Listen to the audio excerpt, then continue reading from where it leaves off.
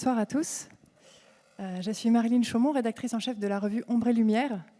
Et si nous avons souhaité consacrer notre dernier numéro à l'irruption de la maladie psychique, c'est parce qu'on mesure à quel point c'est encore un sujet tabou, difficile, et on a de la peine à entendre à la fois la prévention, la sensibilisation, et beaucoup de gens restent dans l'ignorance malheureusement. Donc on est très heureux de pouvoir aujourd'hui lancer cette première table ronde Ombre et Lumière.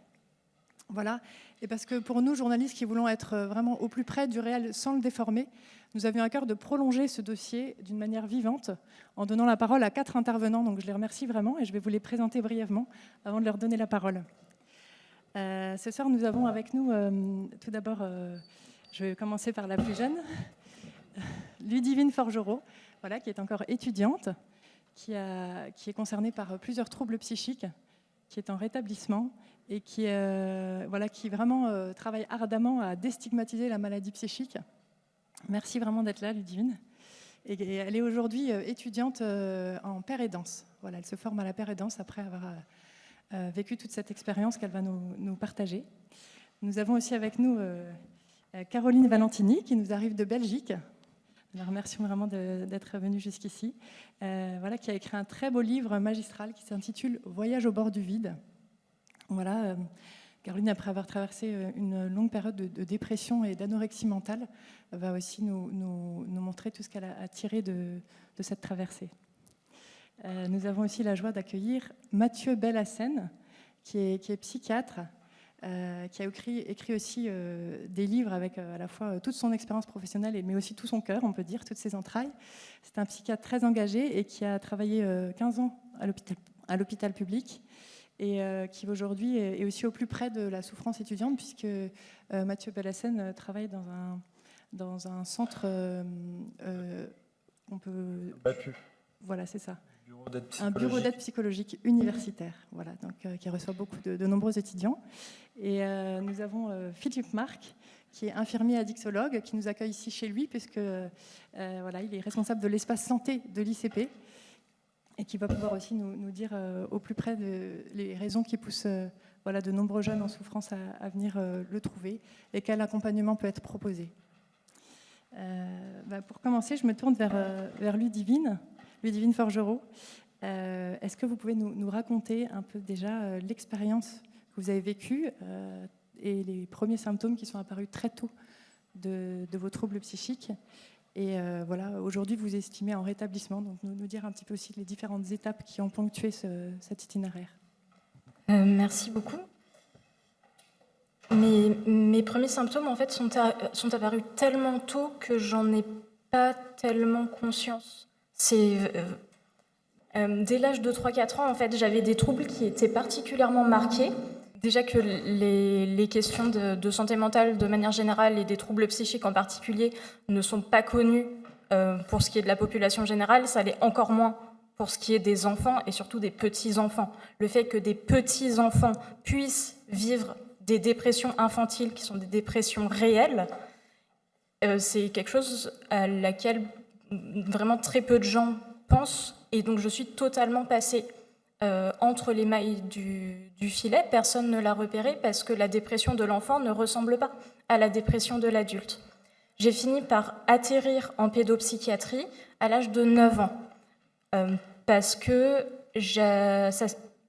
mes troubles ont commencé par se manifester avec des troubles du sommeil très marqués, donc ça a commencé à se voir, mes parents ont pu le constater. Et surtout, ça faisait 1 an et demi que j'avais des idées suicidaires extrêmement fréquentes. J'ai fait mon parcours en pédopsychiatrie, j'ai fini par atterrir en psychiatrie adulte. J'ai jamais vraiment bénéficié de prise en charge qui m'est convenue pour tout un tas de raisons. Et à partir de 2017, j'ai commencé à être hospitalisée, donc en hôpital psychiatrique à répétition. Un soignant m'avait même qualifiée de porteuse d'un syndrome de la porte tournante. L'idée étant que la porte de l'hôpital est une porte tournante et que j'étais coincée dans la porte tournante et que j'entrais et sortais. Et entre 2017 et 2022, je n'ai fait pour ainsi dire que ça. En tout, j'ai dû passer un peu plus de 2 ans hospitalisée, plus 2 ans en hôpital de jour. ça m'a quand même permis, au fur et à mesure, de démarrer un chemin de rétablissement qui a été très long, qui a été extrêmement progressif, mais qui s'est caractérisé par la conscience que, parce que j'allais mieux, j'avais quelque chose à partager auprès de mes pairs, j'avais un espoir à porter, et en fait, c'est assez naturellement que je me suis tournée vers la pair aidance comme voie professionnelle. Donc, en tant que personne concernée, je viens soutenir le rétablissement d'autres personnes concernées par des troubles et qui sont encore prises dans ce tumulte des troubles, alors que moi, même si je ne suis pas guérie, j'ai encore des symptômes très présents au quotidien. J'ai appris à mettre en place des stratégies pour fonctionner d'une manière qui fait que ma vie au quotidien me satisfait dans les limites marquées par la maladie mentale, avec les rechutes, avec les hospitalisations. Et du coup, je suis en formation, effectivement, à l'université de Tours pour devenir professionnelle de la pair aidance. Est-ce que vous pouvez simplement nous dire, Ludivine, vous dites que vous n'avez pas eu ce que vous attendiez pendant toutes ces années. De quoi est-ce que vous auriez eu besoin? D'un nom, de poser un diagnostic, d'être pris en charge différemment? Qu'est-ce qui vous a vraiment manqué?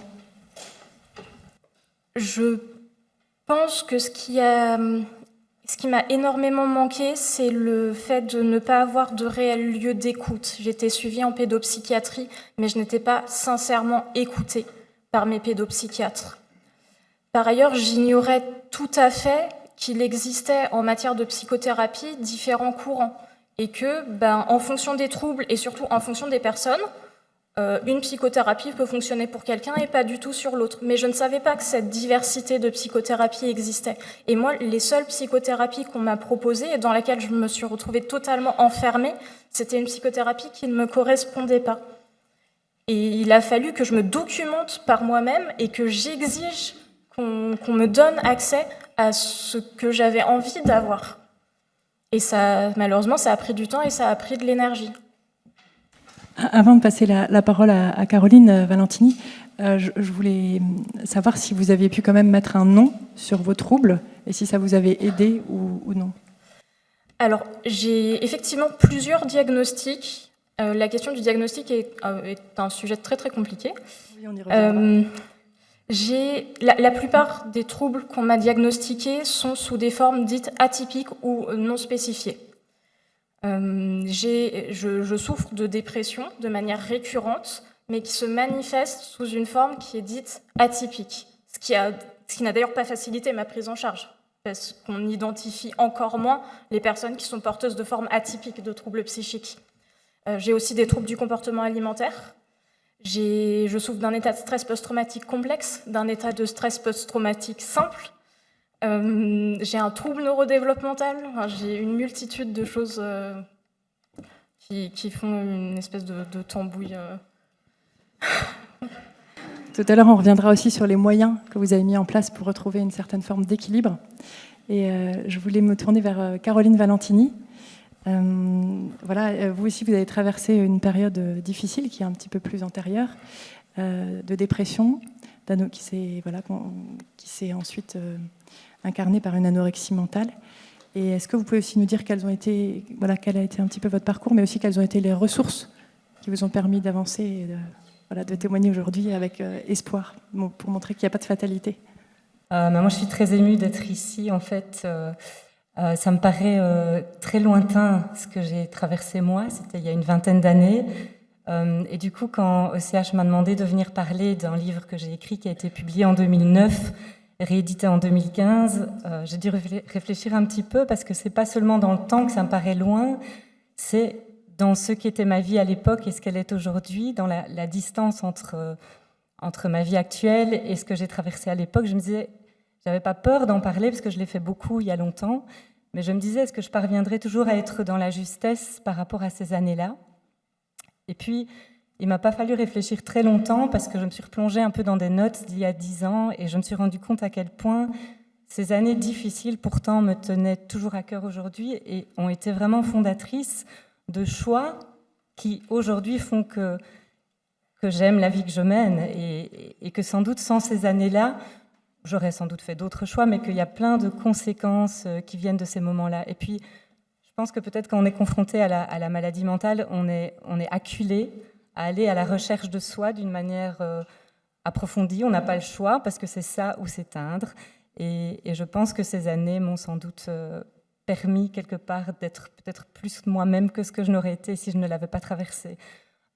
Pour revenir à ce lointain, du coup, il faut se replonger en 1998. Je suis belge, donc 98, vous aurez pu traduire. À l'époque, je suis étudiante en philologie romane à l'université et jusque-là, ma vie s'est déroulée vraiment sans encombre. Je suis l'aînée d'une famille de 5 enfants. J'ai des parents aimants qui m'ont toujours soutenue. J'ai fait des mouvements de jeunesse. J'ai bien réussi à l'école. Enfin, tout allait de soi, en fait, jusqu'à ce qu'en quelques mois, en fait, plus rien n'aille de soi. J'avais l'impression d'être happée par un monde complètement étrange, de me retrouver prisonnière de quelque chose d'indicible. Les mots perdaient leur sens et c'est comme si les repères se déconstruisaient à l'intérieur de moi. Et donc, je ne comprenais pas bien ce qui m'arrivait. Par exemple, pour vous donner une petite anecdote, j'étais à la montagne. Le monsieur à côté de moi dit « C'est quand même magnifique, hein, toute cette lumière, toute cette neige. Ça, c'est la vie. » Et moi, je me dis « Mais mince, c'est quoi la vie ?» Je n'y étais plus rattachée, connectée. Et en fait, je savais qu'on pouvait se casser la jambe, avoir un cancer, mais je n'avais jamais imaginé, dans ma famille on ne parlait pas beaucoup de psychologie, je n'avais jamais pensé que la vie pouvait se dévitaliser, que la vie pouvait se perdre de sa propre substance en fait, et que les mots, la tête pouvait se fracturer d'une certaine manière. Donc je suis allée trouver un spécialiste de la tête, puisque j'avais l'impression que le problème venait de là. Et voilà, de fil en aiguille, je me suis retrouvée à parler avec un psychologue qui m'a dit « Ah oui, c'est quand même sérieux ce que vous traversez, ça relève de la psychiatrie lourde. » En plus, au fur et à mesure, je mangeais de moins en moins parce que dans l'anorexie, je trouvais une forme de réconfort, presque quelque chose de cotonneux qui m'enveloppait un peu et qui faisait que j'avais l'impression d'être un peu plus connectée, un peu moins en souffrance.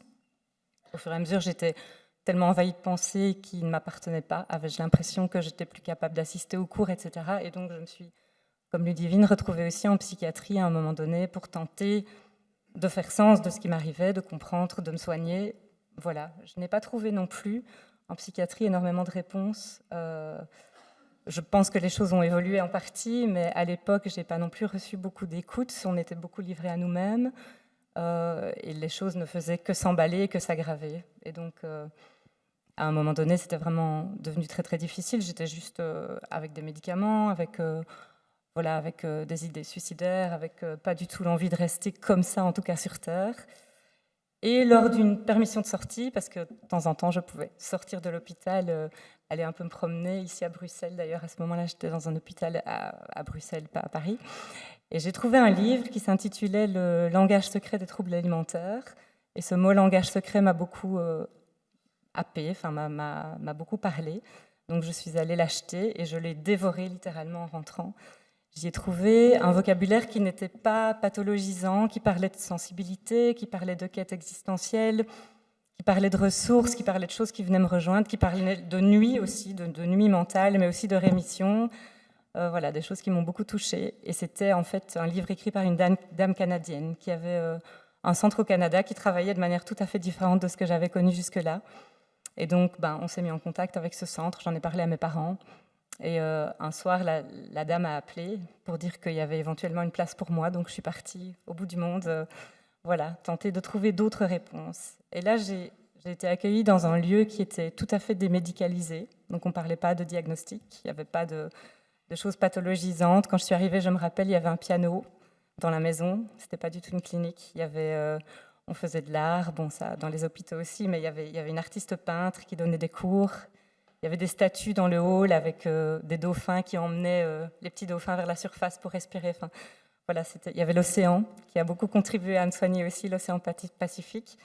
Et donc, je suis restée là-bas 2 ans avec vraiment un accueil, une bienveillance, une écoute que je n'avais pas trouvée avant et qui m'ont vraiment permis petit à petit de me restructurer, de retrouver une accroche, une manière d'être au monde qui m'a fait me sentir de plus en plus bien dans mes baskets. Voilà.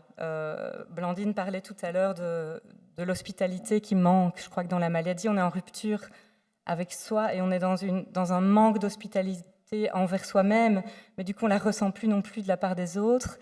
Et c'est Gérald de Schittereux, qui est en Belgique, un directeur des urgences psychiatriques d'un hôpital à Bruxelles, qui parle de haut accueil. Et je crois que c'est ça que j'ai reçu. C'est une hospitalité et une bienveillance, mais encore bien supérieure à ce qu'on peut proposer dans la vie normale, parce que la personne ne peut plus en avoir une once pour elle-même. Et je crois que petit à petit, tout simplement, c'est cette bienveillance que j'ai pu m'auto-appliquer. Et après, le chemin a été long, évidemment, pour trouver la route, mais voilà, je pense que c'est dans cet accueil que j'ai pu retisser mes propres liens. Merci, parce que vous nous aidez aussi à voir que parfois le parcours peut être très long avant de trouver ce lieu qui nous est propre, un vrai espace où on se sent vraiment, voilà, où les choses prennent sens. Et donc, voilà, c'est un témoignage qui aide à garder vraiment fermement l'espoir. Je me tourne vers Mathieu Bellassène. En tant que psychiatre, vous avez un regard sur beaucoup de situations qui sont bien sûr uniques à chaque fois. Est-ce que vous pouvez nous expliquer comment justement vous partez des personnes et de leur vécu dans l'accompagnement, et aussi qu'est-ce qui, aussi un petit peu pour nous aider à comprendre quels sont les facteurs déclencheurs. On parle beaucoup, bien sûr, avant de parler de facteurs déclencheurs, peut-être les raisons profondes. On parle beaucoup de génétique, mais on sait à quel point les traumatismes sont importants. Et donc voilà, est-ce que vous pouvez nous aider un peu à décrypter cela? Oui, merci déjà pour l'invitation. On dit souvent qu'il faut parler, derrière la maladie, il faut parler de la personne malade. Alors derrière le psychiatre, on va parler de la personne psychiatre. Et il faut dire que les deux côtés de la barrière sont beaucoup plus poreux et moins étanches que prévu. C'est-à-dire que quand on travaille pendant des heures et des jours à l'hôpital psychiatrique, c'est bien pour quelque chose. Donc la question de on est tous fous mais on n'est pas tous malades de sa folie se pose peut-être. Mais tout ça pour dire que je voudrais juste commencer, avant de répondre à cette question, si tant est que je puisse y répondre, vous avez dit 3 mots tout à l'heure, et je pense que c'est les mots qui définissent la façon dont je fais la psychiatrie, la question de la rencontre, de l'accueil et de l'hospitalité. Enfin, avec ça, on peut tricoter. Et du coup, moi, ma rencontre avec la psychiatrie, c'est que quand j'étais en 2e année de médecine, on pouvait faire des gardes la nuit pour avoir un peu de fric pour partir en vacances. Et donc, c'était des gardes d'aides-soignants. Donc, j'ai fait ça, mais avant de faire ça, j'ai un proche qui m'a dit... Tu devrais aller dans un lieu comme ça, alors qui s'appelle toujours le Centre Antonin Artaud à Reims, parce que tu vas avoir une psychiatrie qui est un peu moins débile que la psychiatrie générale actuelle, à savoir médicaments, et puis on parle que de ça. Bon. Et donc j'arrive dans un lieu qui est un centre de jour, en fait, en ville, une maison, quoi. Et puis je me pose dans la salle d'accueil, et puis je sais pas qui est qui là-dedans, parce que les gens n'ont pas de blouse. Et pas de pyjama, tout le monde est... Bon. Alors du coup, j'ai une première conversation avec un type qui me fait l'histoire de la psychiatrie de la Marne. Là, je me dis, oh, il s'y connaît vachement bien et tout ça. Bon, puis je vois un autre type là au loin, je me dis, oh, lui, il a l'air vraiment... pas... Bon. Et l'après-midi, il y avait la réunion institutionnelle. Voilà, il n'y a que les soignants. Bon, en manque de peau, le mec avec qui j'ai discuté de la psychiatrie de la Marne, il n'était pas à la réunion. Bon. Et celui que j'avais trouvé vraiment bizarre, il était à la réunion. Bon. Mais du coup... Ça ne veut pas dire que le mec qui était à la réunion n'était pas quand même... voilà, si on est en psychiatrie, c'est pas pour rien. Donc, c'est aussi pour ça que c'est important pour les soignants d'aller y voir pourquoi ils font ce boulot et de penser qu'est-ce qu'ils foutent là, comme on dit. Bon. Et du coup, ça, c'est une certaine orientation en psychiatrie. C'est-à-dire que moi, si je dois définir mon rôle, c'est un petit peu ce que certains appellent le thérapone dans la mythologie, c'est le second au combat. C'est celui qui, quand une personne est dans les enfers de ses troubles, on va avec elle, on va dans son vécu. Et justement, je crois que ça, c'est deux façons absolument radicalement différentes de faire la psychiatrie. C'est d'ailleurs ce que vous avez dit toutes les deux sur la question de l'accueil. C'est est-ce qu'on objective l'autre et puis c'est tout, ou est-ce qu'on essaye de piger c'est quoi son monde interne, c'est quoi son vécu, et c'est quoi son vécu de catastrophe. Et par exemple, ça ne sert à rien de dire à quelqu'un qui entend des voix, c'est pas vrai, ça n'existe pas. Si elle entend des voix, la personne, c'est vrai pour elle, point, c'est son vécu. Et du coup, la question, ça va être de ne pas délirer à deux avec elle, mais d'essayer de piger comment on va faire que son monde, ce qu'elle ne vit pas comme étant son monde interne, puisse être habitable pour elle. Et du coup, voilà, c'est un petit peu ça, c'est comment on rentre dans la danse de la relation avec les personnes qui vont pas bien. Et finalement, bon, la psychiatrie, que moi j'essaye de penser, psychiatrie, c'est le iatros de la psyché. Le iatros, c'est l'activité de soins.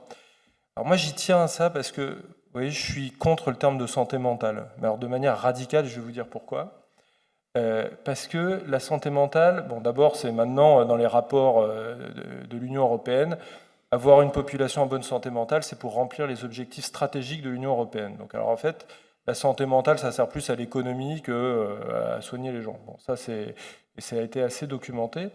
Et puis l'autre chose, c'est que derrière cette histoire de santé mentale, il y a aussi l'idée que c'est dans le cerveau. Alors peut-être qu'il y a des vulnérabilités cérébrales, etc. Mais genre, je vous annonce qu'il n'y a eu aucun progrès réel dans les prises en charge et documenté scientifiquement d'une manière certaine sur le fait que ce soit génétique, que ce soit biologique, que ce soit inflammatoire. Il y a tout un tas de... Encore dans l'Express, là, vous avez un dossier où, alors attention, il y a la révolution dans la santé mentale. Et puis à la fin, ça se termine sur... tout ça, on va un jour trouver. Mais, enfin, c'est des promesses, hein, mais... Moi, ce qui compte pour moi, c'est comment on se démerde avec les gens maintenant, quoi. Concrètement. Du coup, la santé mentale, il y a un peu cette histoire-là de faut être un peu performant, concurrent, machin. Et puis, il y a un peu l'idée aussi, c'est un trouble cérébral. Moi, je ne m'adresse pas à des cerveaux, je m'adresse à des gens. Et je suis moi-même, en tant que psy, ça me fait quelque chose, je suis altéré par ce qui leur arrive. Et il y a des fois, c'est à partir de mes propres conneries qu'il va y avoir du soin qui va être fait. Et en fait, le soin, c'est à la différence de ce que on peut penser que c'est très normé, il y a des protocoles, etc. En fait, ce qui fait vraiment soin, c'est ce qui fait un moment construction de sens pour la personne et son milieu. Que ce soit son milieu de soins, que ce soit son milieu de vie, avec ses proches, quoi. Voilà ce que je peux dire comme ça. Vous parlez beaucoup quand même dès le début, vous avez parlé de la famille, Oui. de l'entourage. Est-ce que juste avant que je donne la parole à notre ami infirmier, est-ce que vous pouvez nous dire aussi à quel point l'importance de la cothérapie et d'inclure vraiment les proches dans ce cheminement? Si vous voulez, la vieille histoire asilaire de la psychiatrie, quand même, c'était de dire on va faire des asiles bien loin de là où vivent les gens, comme ça, ils vont être coupés de leur milieu pathogène, c'est-à-dire la famille. C'est les thèses de la dégénérescence, quand même, au XIXe siècle, qui est de dire qu'il y a des gens qui sont tarés, entre guillemets, tout ça, et donc on les éloigne de leur milieu. C'est un peu le truc hygiéniste qui avait cours à ces moments-là. Et donc, voilà. La grande avancée majeure, massive du courant auquel moi je me réfère, qui s'appelle la psychothérapie institutionnelle, c'est-à-dire on ne peut pas soigner les personnes si on ne soigne pas l'ambiance des lieux de soins eux-mêmes, et les lieux de soins eux-mêmes ont des ambiances aliénantes. Vous allez à l'hôpital psychiatrique, déjà vous rentrez, ça sent pas très bon, c'est pas très accueillant, les peintures sont un peu délabrées, vous sentez l'ambiance, quoi. Déjà vous dites... j'ai pas envie d'être là, quoi. Ça me déprime. Donc ça rajoute de la pathologie à la pathologie, ce qui s'appelle la pathoplastie. Bon. Eh ben, la grande découverte de François Tosquelles et bien d'autres, Jean Houry et compagnie, de la psychothérapie institutionnelle, c'est de dire qu'en fait, il faut soigner les gens là où ça arrive, leurs troubles, leurs décompensations.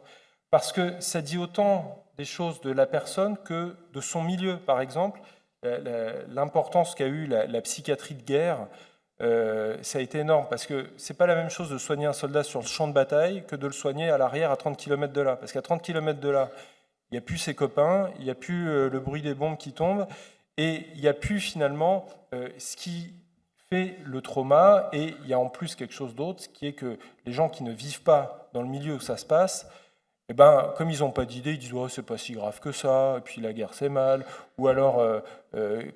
par exemple, le champ, là, je vous ai beaucoup parlé de délire, de ce qu'on peut dire le champ de la psychose. Mais en fait, ce champ-là, pour moi, c'est la même chose que le champ du trauma, en fait. Il y a un certain nombre de gens qui délirent, c'est parce qu'il y a des points traumatiques très graves. Alors, les points traumatiques, les traumatismes du monde, les guerres, les traumatismes sexuels graves, les incestes, les viols, voilà, toutes ces choses-là, ça fait des points de trauma et qui déstructurent. Et ce qui est important, c'est à la fois l'événement traumatique, mais c'est surtout le second temps du trauma, quand on va voir les proches sur qui on compte, et puis que ces proches-là, soit ne disent rien, font silence, traumatisme négatif, soit disent oh, t'exagères quand même, ou non, c'est rien. Voilà. Et alors ça, ces points-là, c'est hyper important parce que du coup, les soins, vous voyez, ça indique pas la même chose au niveau du soignant. C'est-à-dire que soit on est concerné par ce qui arrive à la personne et c'est toujours singulier, soit on se dit, bon, bah, c'est un trouble, puis il est schizophrène et machin, etc. Et moi, ce qui m'intéresse, c'est quelles sont les marges de manœuvre qu'on peut construire avec la personne. D'ailleurs, quel que soit son diagnostic, quel que soit sa présentation, vous voyez, et voilà. Et puis après, il y a des petites choses techniques, hein. Mais ce qui fait vraiment l'activité de soins de la psyché, le iatros de la psyché, c'est cette histoire-là de rencontre et d'accueil. Et l'accueil, le temps qu'il faut. Des fois, c'est toute la vie, des fois, c'est 2 semaines, des fois, c'est 3 jours, des fois, c'est une consultation. Mais on n'a pas de boule de cristal. Et dire, par exemple, les maladies mentales sont des maladies chroniques comme les autres, bah, c'est faux. C'est faux. Parce qu'une maladie chronique, c'est comme le diabète, le cancer, on n'a jamais de boule de cristal. Jamais. On ne sait pas comment ça va évoluer. Et donc, c'est peut-être ça aussi la question de l'espoir. C'est que il faut faire des rencontres. Il y a des fois, il y a des bonnes rencontres, il y a des fois, il y a des mauvaises rencontres. Et des fois, les mauvaises rencontres, ça permet aussi de dire ça, je veux pas, et maintenant, je veux ça. Ce que vous avez dit là, je veux ça. Bon, voilà. Merci beaucoup. Et je me tourne maintenant vers Philippe Marc. Vous êtes infirmier, formé en addictologie aussi, qui a fait cette formation à partir du terrain, en voyant aussi l'importance des addictions sur le terrain des jeunes étudiants. Et alors, vous qui vivez vraiment au plus près des étudiants et qui constatez d'ailleurs une souffrance qui augmente, vous disiez, on échangeait tout à l'heure et Philippe me disait que un quart des étudiants avaient eu des pensées suicidaires dans l'année quand même, ici, un quart. Alors, ma question, c'est, voilà, face à ces étudiants qui viennent vous voir, quel accompagnement, vous, au moment justement où les symptômes commencent, vous mettez en place? Donc déjà, de la prévention, de la sensibilisation des autres étudiants, des pairs. Ça passe notamment avec les programmes Sentinelle, en partenariat avec Nightline. Il y a une dizaine d'étudiants qui ont été formés pour écouter la parole des pairs, pour savoir réorienter, comment agir lorsque un père se confie auprès d'eux. Et pour information, il va y avoir encore là, mais c'est avec le PSSM, donc premier secours en santé mentale, il y a une trentaine d'étudiants qui vont être formés sur 2 jours par rapport à cet accompagnement-là. Et on l'a vu, pourquoi? Parce qu'on fait des enquêtes de santé mentale 1 fois par an, ça c'est depuis le Covid. On a vu qu'il y avait une réelle souffrance de la part des étudiants. Et donc, pour savoir quelle était cette souffrance, pour essayer de la verbaliser, de mettre des mots dessus, on a, en partenariat avec l'EAP et les psychologues cliniciens qui supervisaient, créé un questionnaire qui s'appuyait aussi sur ce qui était fait au niveau national, pour essayer d'avoir des éléments de comparaison aussi là-dessus. Et on s'est rendu compte qu'effectivement, les étudiants n'allaient pas bien du tout. Et donc, c'est à partir de là qu'on a mis en place des actions pour essayer d'accompagner au mieux. Oui, vous disiez à l'instant que vous avez vraiment beaucoup d'étudiants qui viennent. Est-ce que l'augmentation de cette souffrance, on la mesure? En fait, la question c'est, est-ce que les étudiants, finalement, la parole se libère progressivement? Et donc, il y en a de plus en plus qui viennent vous voir, et c'est bon signe aussi? Ou est-ce que c'est de manière générale, il y a vraiment une angoisse qui d'année en année, augmente? Alors effectivement, je pense qu'il y a les deux. Dans un premier temps, la parole est plus libérée, plus facile il est plus facile pour les jeunes de franchir le pas pour parler de leur souffrance, même si ça reste quand même compliqué pour certains qu'on croise et qui sont finalement poussés par des amis pour pousser la porte de l'espace santé pour pouvoir être accompagnés. Et post-Covid, on a vu aussi une réelle augmentée, je pense, qui est liée aussi sur tout ce qui est anxiété, effectivement, ou avec des troubles de ce type-là, ouais, tout à fait. Merci beaucoup. Donc, on disait à l'instant que voilà, les jeunes sont de plus en plus nombreux et on voit quand même des progrès, la parole se libère. On voit aussi des lieux, des jeunes qui eux-mêmes commencent à créer des lieux d'écoute. Je pense à la Maison Perchée à Paris, et à bien d'autres. Et la question, c'est aussi tous ces jeunes qui restent murés dans le silence, toutes ces familles qui sont désarmées, qui ne savent pas trop vers où aller. comment les rejoindre et comment faire, surtout quand certains jeunes, peut-être aussi Mathieu Bellassène, vous aurez une réponse, refusent toute aide et refusent de voir qu'ils vont mal et qu'il y a peut-être des moyens concrets à prendre. Je vais tenir un propos politiquement incorrect. Le refus de soins, en ce moment, il est surtout du côté de l'État. C'est-à-dire la destruction de la psychiatrie publique et de la pédopsychiatrie, 1 an et demi d'attente, là, à Paris, en banlieue, ça aide pas à faire le niveau qui permet d'éviter beaucoup de catastrophes, à savoir la prévention. Ça aide pas aussi parce que la lutte à mener, elle est sur le temps. Est-ce qu'on a le temps de rencontrer les gens? Parce qu'en fait, le soin, ça prend du temps. C'est tout. C'est aussi simple que ça, ou pas. Bon, ça c'est ma réponse un peu générale pour décentrer parce qu'on est quand même, on vit quand même dans le monde, là ensemble, et dans ce monde-là, voilà, il y a eu quand même une destruction des institutions très très importante. Alors, il y a certaines institutions, il vaut mieux qu'elles soient détruites parce que c'est vraiment de la merde. Ça, d'accord. Mais dans des situations graves, on a besoin de collectifs. De collectifs notamment de soins, c'est-à-dire qu'il y a des personnes qui ont besoin de plusieurs personnes pour les soigner quand elles vont vraiment trop mal. Et en fait, si vous voulez, c'est un petit peu ça qui est impacté en ce moment. En ce moment, on vend un petit peu du rêve à tout le monde en vendant des prises en charge individualisées avec plein d'intervenants différents qui ne se parlent pas. Et alors ça fait du cloisonnement. Maintenant, fin de la parenthèse, je reviens sur cette question. Par exemple, moi j'avais souvent au centre médico-psychologique, là. Alors moi maintenant, là où je travaille au BAPU, parce que le BAPU, les étudiants, ils viennent d'eux-mêmes, donc ils sont d'accord pour soigner. Mais quand vous avez ce qu'on appelle le déni des troubles, c'est-à-dire que la personne, elle est tellement mal qu'elle ne se rend pas compte qu'elle va mal. Par contre, que les proches disent, voilà, mon conjoint ou mon fils, ma fille ou mon père déconne, là, il faut faire quelque chose. La première des choses, c'est d'accueillir cette parole, quoi. C'est recueillir les gens qui sont au plus près et puis qui doivent se démerder 24 heures sur 24, voire plus, avec la personne. Bon. Ça, c'est, je crois, le premier niveau d'accueil, quoi. Qu'est-ce qui vous arrive? Comment on peut être à votre service? Pour ça, il faut être suffisamment disponible, etc., etc. Bon. L'autre chose aussi, le malaise étudiant, je vais encore un peu non politiquement correct. Le Covid, il a bon dos. Je vais vous dire pourquoi. Parce qu'avant ça, il y avait toutes les mobilisations dans les facs. La fac, ça va pas très bien. L'école, ça va pas très bien. De plus en plus de gamins, on les met sous Ritaline, donc sous amphétamine, parce que l'école n'arrive plus à s'adapter aux enfants qui sont un peu en difficulté, qui ont des troubles de l'attention. Donc on a quand même pathologisé un bon nombre d'enfants qui jusque-là n'étaient pas pathologisés.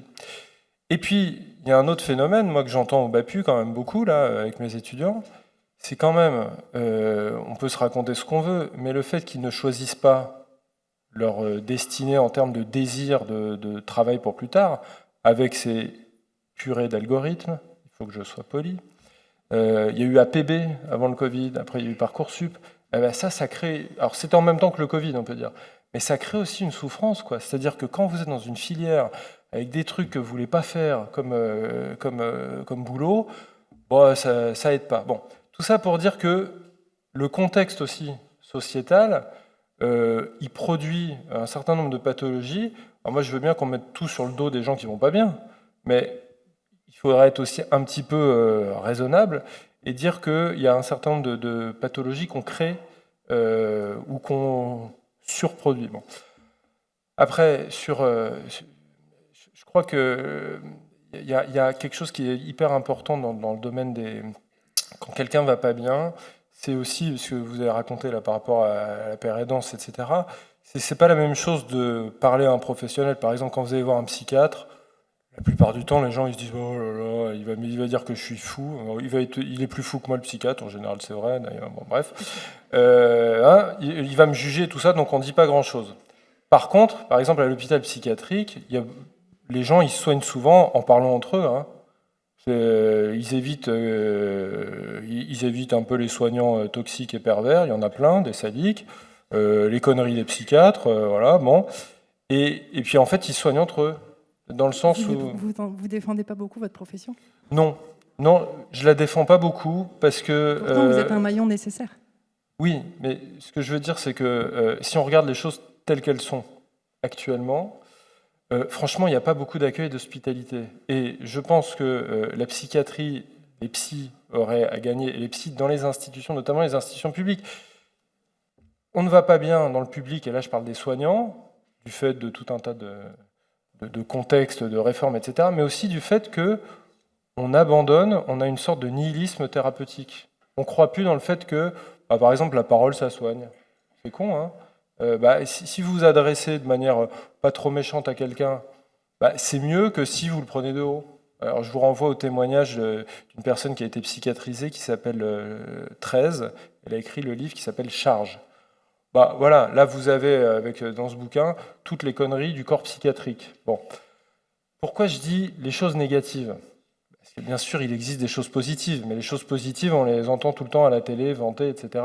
Je pense qu'on a une sorte d'ennemi intérieur à critiquer pour faire une bonne psychiatrie. Voilà. Et du coup, ennemi intérieur et ennemi aussi un peu extérieur, quand on détruit la possibilité même de rencontre. Dernier exemple, quand j'avais une personne qui allait pas bien, que je connaissais, et on sentait qu'il fallait qu'elle soit hospitalisée. La famille appelait en disant « il faut faire une visite à domicile ». Bah oui, la visite à domicile, c'est ce qu'il faut faire. Il faut que les personnes soient mobilisables, celles qui ont le contact et tout ça. Sauf que vous êtes au CMP, vous avez le choix entre annuler 3h30 de consultation, c'est-à-dire quand vous voyez du monde, 10, 15, 20 personnes, et faire ça où vous savez que la personne, vous allez pouvoir l'accompagner aux urgences, vous allez pouvoir prendre le temps, etc. Elle va être bien accueillie. Cette pénurie-là, ces arbitrages-là, pourquoi c'est moi en tant que soignant qui les choisis? Vous voyez? Du coup, ça indique un certain type de psychiatrie qu'on fait ou qu'on ne fait pas. Il y aurait beaucoup de choses pour révolutionner non seulement le milieu psychiatrique, mais la société tout entière. Donc, on a besoin de révolutionnaires aussi, mais voilà, les choses prennent bien leur temps. Peut-être je voulais revenir aussi sur la question de la pérédance, notamment Ludivine, vous l'avez évoqué tout à l'heure.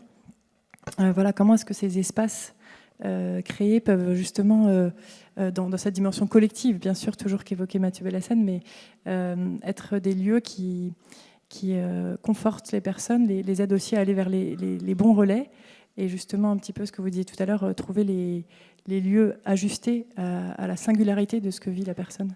Comment est-ce que ça va, voilà, et puis peut-être vous, voilà, comment est-ce que dans votre parcours, quelles ont été les ressources qui vous ont aidé dans ce sens-là? Il y a beaucoup de choses dans votre question. Pour commencer par la pérédance. Pour ce qui est de la pérédance, imaginez, vous êtes hospitalisé en psychiatrie. Vous êtes enfermé 24 heures sur 24 avec exclusivement des gens qui vont mal. Et des soignants, mais qui sont en blouse blanche. Eux, ils ont un uniforme, ils ont la blouse blanche. Et vous, parfois, vous aussi, vous avez un uniforme, vous avez un pyjama. Vous sentez que vous n'êtes pas de la même espèce.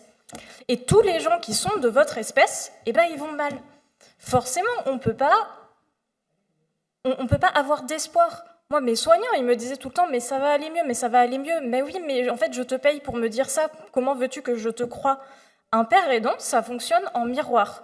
La père aidance, c'est je me situe en face de l'autre qui est en souffrance, je lui partage ce que j'ai vécu et il peut reconnaître quelque chose de son expérience à lui dans mon expérience. Mais si moi je suis rétablie, si le reflet est rétabli, potentiellement que la réalité peut se rétablir aussi. C'est le père aidant dans un service de psychiatrie, il sert pas à grand chose d'autre qu'à être un porteur d'espoir. Mais c'est essentiel. Moi, le fait de rencontrer pour la première fois une père aidante en vrai, ça a changé ma vie du tout au tout. J'ai découvert la père aidance de manière théorique en 2018 Et ben, c'est la période où j'ai été le plus hospitalisée. J'ai même fait une période très très longue de mélancolie. Donc la mélancolie, c'est le stade ultime de la dépression, si vous voulez. J'ai été hospitalisée sous contrainte. J'ai vécu énormément de choses extrêmement dures dans cette période-là. Et puis en 2022, j'ai eu l'occasion de rencontrer une père aidante complètement par hasard, qui faisait un audit dans le service où j'étais. Et là, ça a changé, parce que ce que j'avais acquis intellectuellement sur la pérédance, je savais ce que c'était que la pérédance, je connaissais le concept de rétablissement, là, j'en avais un exemple concret pour la première fois. Et ça a déclenché quelque chose chez moi, et aujourd'hui, je peux être là parce que quelque chose a pu s'enclencher. J'avais préparé le terrain, et cette rencontre-là m'a donné la force de commencer à marcher sur ce terrain-là. Est-ce que vous pouvez un peu nous raconter qu'est-ce qui a dénoué, quelle a été cette rencontre ? Alors, c'est une personne que j'aime vraiment beaucoup. C'est l'une des personnes les plus chères à mon cœur. Maintenant, j'ai la grande chance de pouvoir travailler avec elle. En fait, j'étais hospitalisée dans un hôpital de jour qui est rattaché à une association qui a une vingtaine de structures de soins dans Paris, de tout type. Il y a un SAMSA, il y a un service emploi accompagné, il y a différents hôpitaux de jour. Et moi, j'étais dans un de ces hôpitaux de jour. Et l'association a décidé d'aller chercher du côté de la pérédance. Ils sentaient qu'il y avait quelque chose qui manquait. Du coup, ils ont missionné une père aidante professionnelle pour créer quelque chose autour de la pérédance dans l'association. Et donc, elle est passée dans différentes structures pour voir ce qui s'y passait déjà et ce qu'on pouvait imaginer. Et elle est passée dans celle où j'étais, un jour où j'y étais. Et on a commencé à discuter. Et moi, forcément, j'étais là. C'était une structure qu'on appelle une structure de réhabilitation psychosociale. L'idée, c'est de réinsérer la personne en se concentrant sur son projet. Et moi, j'étais arrivée en disant, mon projet, théoriquement, c'est la pérédance, mais je vais quand même pas très bien, donc c'est un peu paradoxal.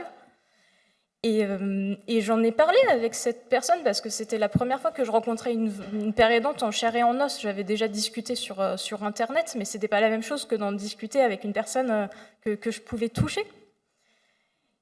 Et on a échangé pendant un certain temps, et à un moment donné, elle m'a regardée et elle m'a dit « Mais tu sais, plus je te regarde, et moins j'ai de doutes. » J'étais là « Moins vous avez de doutes sur quoi ?» Je n'ai aucun doute sur le fait que tu seras une excellente père aidante. Et ce qui est important là-dedans, c'est le verbe. Parce qu'on avait toujours utilisé le conditionnel avec moi. Et elle a utilisé le futur, et ça a été la première. Et là, ça a déclenché quelque chose. Je me suis dit, elle l'a fait. Il n'y a pas de raison que moi, j'y arrive pas non plus, en fait. Et on s'est rapprochés, et maintenant, on est collègues, donc c'est chouette. Merci pour ce témoignage vraiment d'espoir et qui donne envie aussi de pousser des portes. Peut-être avant de conclure et de passer aux questions que vous pouvez poser, je vous invite vraiment, n'hésitez pas à rédiger des questions si vous en avez, comme ça tout à l'heure on pourra les prendre. On a beaucoup évoqué l'hospitalité. Peut-être est-ce que j'aurais aimé que vous reveniez aussi, Caroline, on ne vous a pas beaucoup entendu, sur cet espace d'hospitalité. Vous avez beaucoup travaillé à ça, et aujourd'hui aussi, vous prenez le temps de vous asseoir avec beaucoup de jeunes. Est-ce que vous pouvez nous dire un peu quelles sont les conditions de cet espace d'hospitalité ? D'abord, j'aime énormément tout ce qui se dit. Quand vous parlez, Ludivine, de l'emploi du futur, je pense qu'une des choses qui a été tellement importante pour moi aussi, c'est de voir des patientes, là où j'étais au Canada, qui devenaient père aidantes. Le terme n'existait pas, et même au Canada, à l'époque, c'était en 2002-2003. C'était pas un concept, mais ma thérapeute avait eu cette audace de mettre d'anciennes patientes pour aider ceux qui arrivaient. Et donc, ce serait quand tu seras, when you will be. C'était pas quand, si tu, ou bien... Parce que moi aussi, j'avais pas eu d'exemple de personnes. On m'avait dit qu'il y aurait un lit en Pointillé à l'hôpital pour moi toute ma vie, que ça allait se chronifier. Alors c'est vrai que quand on a cette image-là, c'est vraiment extrêmement difficile de croire autre chose. Voilà, c'était pour revenir, et ce que vous dites aussi par rapport à l'hospitalité, par rapport au temps, apprendre avec les gens, est-ce qu'on a le temps ? En effet, je m'assieds avec beaucoup de jeunes. La pérédance n'existait pas quand j'ai commencé mes études de psychologie, malheureusement. Donc dans mon bureau, je suis psychologue dans un service comme celui dans lequel travaille Philippe Marc.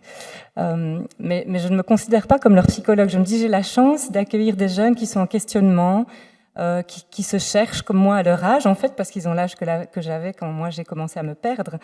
Et je cherche avec eux la manière dont ils vont pouvoir se rencontrer d'une autre manière, dans quel contexte ils vont pouvoir évoluer, comment ils vont pouvoir oser être eux-mêmes dans un monde quand même qui est de plus en plus complexe. Et j'essaie de leur donner ce temps, mais je suis beaucoup plus humble que je ne l'étais il y a 10 ans parce qu'on se heurte à des difficultés administratives. Enfin, voilà, je travaille au sein d'universités où les contraintes aussi matérielles, techniques sont ce qu'elles sont. On essaye d'ouvrir un maximum avec mes collègues. Vous disiez qu'on n'était pas face à des cerveaux, et c'est vrai que j'essaye aussi de me trouver face à des corps. Quelque chose qui m'a, moi, énormément aidée, c'est qu'il n'était pas que question de l'esprit, il était question de massage, de marcher le long de l'océan, de territoire, de se réapproprier tout un lieu. C'est vrai qu'à l'hôpital, on arrive, on peut mettre 2-3 photos au mur, mais on ne peut pas en faire un lieu qui soit incarné par sa sensibilité propre. Et moi, ce que j'ai vécu, c'était de pouvoir faire ça. Et donc, j'essaye d'ouvrir ces pistes aux jeunes avec lesquels je travaille, voilà, en n'oubliant jamais à quel point, quand on pousse cette porte et qu'on s'assied dans ce fauteuil, on est dans une grande vulnérabilité, et d'essayer de respecter ça au mieux, voilà, à ma petite échelle. On dit de temps en temps que le spirituel peut aider des personnes atteintes de troubles psychiques. Qu'en pensez-vous ? Peut-être Ludivine, vous avez des choses à dire. Vous avez 3h30, ça va ? On va prendre quelques minutes par question pour essayer de... C'est une question qui, en vrai, est extrêmement, extrêmement complexe. L'être humain n'est pas une juxtaposition de dimensions, où il y aurait d'un côté le physique, d'un côté le psychologique, d'un côté le spirituel. Tout ça, c'est en interaction. Donc le fait est que le spirituel va avoir une influence sur le psychologique, mais le psychologique va aussi avoir une influence sur le spirituel. Il y a certaines personnes qui vont s'emparer du domaine spirituel pour répondre à des besoins qu'on pourrait combler de manière plus saine. C'est-à-dire que, non pas que la spiritualité soit quelque chose de malsain, c'est absolument pas ce que je suis en train de dire. La spiritualité peut être ce qu'on appelle une stratégie de coping, donc c'est une manière de faire face, si vous voulez, mais qui peut dégénérer pour certaines personnes. Et pour certaines personnes, ça va être un outil qui est extrêmement utile. Tellement utile, enfin, pour ma part, je suis catholique pratiquante, je sais que ce qui est essentiel dans mon équilibre quotidien, c'est l'eau de vêpres oraison tous les jours. Si je n'ai pas l'eau de vêpres oraison tous les jours, je sais que je pars en vrille. Mais j'ai jamais été accompagnée là-dessus, ni par les soignants, et dans le domaine de l'Église, on est assez mal accompagné aussi parce qu'il y a une espèce de confusion totale entre le psychologique et le spirituel. En disant, tu es en souffrance psychologique, bah, c'est que en fait, le problème, il est spirituel, et que si tu te convertis vraiment, tu vas aller mieux. Alors, c'est vrai que ça peut avoir un impact, mais limiter le psychologique au spirituel, c'est vraiment passer à côté d'une dimension essentielle de l'être humain. Moi, je suis extrêmement frappée, c'est bête, hein, mais vous regardez les méditations du chemin de croix, ça commence où ? Ça commence pas à Gethsémani. Et pourtant, Gethsémani, c'est le Christ qui est en souffrance psychique. Et on ne fait pas commencer la méditation de la souffrance du Christ par la souffrance psychique. Au niveau anthropologique, c'est extrêmement révélateur. C'est extrêmement révélateur. Moi, je pense qu'il y a vraiment quelque chose à creuser de la part de l'Église, de la part des soignants aussi. C'est une dimension de la vie de la personne. On ne peut pas l'exclure de l'accompagnement de la personne. C'est juste pas possible. Mais il faut vraiment repenser ça. Je ne sais pas comment, je fais juste le constat qu'il faut repenser cet accompagnement. Vous vouliez ajouter quelque chose ? Moi, j'ai une petite anecdote par rapport au spirituel pour montrer que le délire n'est pas toujours noir ou blanc. J'ai un ami qui travaille dans un service de défense sociale, on dit en Belgique, c'est-à-dire au lieu d'être en prison, il est dans un service d'accompagnement psychiatrique. Et donc mon ami est psychologue là-bas. Et un jour, un de ses patients arrive et lui dit, tu sais, Jérôme, j'ai enfin compris ce qui se passe maintenant, je sais que je suis le fils de Dieu. Et mon ami qui est psychologue lui dit « Ah, ok, explique-moi un peu, assieds-toi. » Donc voilà, il discute un petit peu. Ok. Et puis, le patient sort de son bureau et rencontre l'aumônier de la prison, de l'hôpital de défense sociale. Il dit « Hein, mon père, que nous sommes tous fils de Dieu ?» Et le père répond « Mais bien entendu, mon fils. » Par contre, je pense que ça peut être un peu plus sérieux, que le spirituel peut être un chemin vraiment d'ouverture, mais qui peut être aussi délétère. Moi, dans ma terreur du monde, dans l'anorexie, si je ne devenais pas pur esprit, j'allais passer à côté d'une rédemption. Où, voilà, il a fallu que je puisse retourner beaucoup de choses à ce niveau-là pour que ce soit porteur au lieu d'être destructeur, simplement. Ouais, moi, j'ai un petit mot là-dessus. Il y a un beau texte de Derrida qui s'appelle « Adieu ». D'ailleurs, il parle de l'hospitalité beaucoup. Et il parle d'un mot qui, à mon avis, est hyper important. C'est ce que vous avez dit toutes les deux, c'est la question de la pervertibilité. C'est-à-dire qu'on ne sait jamais par avance comment ça peut tourner. Et souvent, moi, j'ai eu des histoires, par exemple, par rapport aux guérisseurs, c'est-à-dire des personnes, en général, qui avaient des attaches en Afrique ou autre, et où la famille, comme hypothèse, il y avait, il est possédé par les genoux, etc., etc. Et alors, pervertibilité, Derrida, pourquoi pas? C'est-à-dire qu'il faut essayer, si ça prend sens pour la personne, si... après, il faut savoir dans quel moment on est. C'est-à-dire que si la personne est déjà dans un délire complètement mystique, bon, on fera peut-être un peu attention. Mais si ça lui permet de se relier à ses proches, et puis que c'est... Voilà, on ne peut pas savoir qu'est-ce qui va faire vraiment soin pour la personne par avance.